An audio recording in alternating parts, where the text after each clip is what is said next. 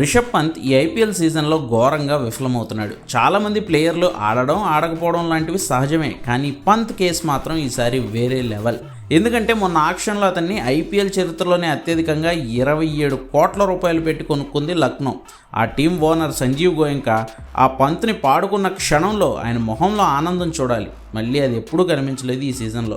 పంత్ కెప్టెన్సీలో బరిలోకి దిగిన ఎల్ఎస్జీ మొదటి నుంచి మంచి విజయాలే సాధిస్తూ వస్తుంది. మార్క్రమ్, మిచ్ మార్ష్, పూరన్ లాంటి ఆటగాళ్లు మంచి ఫామ్లో ఉండడంతో వాళ్ళు ఆడిన మ్యాచ్లను ఎల్ఎస్జీ ఈజీగానే గెలుస్తుంది.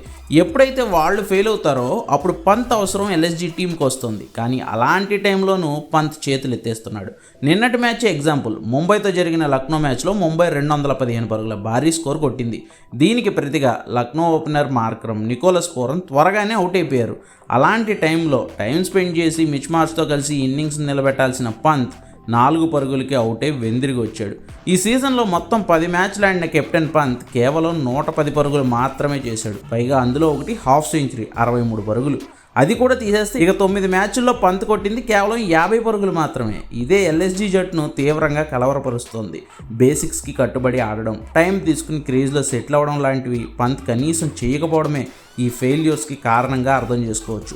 నిన్న మ్యాచ్లో ఎల్ఎస్జీ ఓటమి తర్వాత ఓనర్ సంజీవ్ గోయంకా పంత్కి క్లాస్ పీకుతూ కనిపించారు.